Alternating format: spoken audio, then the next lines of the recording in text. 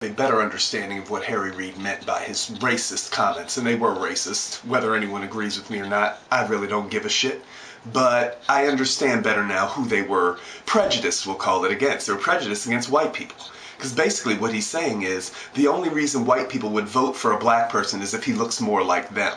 Well, that shows how fucking ignorant you are, Harry Reid. I was right when I said you're a dumbass. You really are. First of all, if someone is racist and they hate black people, they don't hate light-skinned black people, dark-skinned black people, medium-complected black people. They hate black people.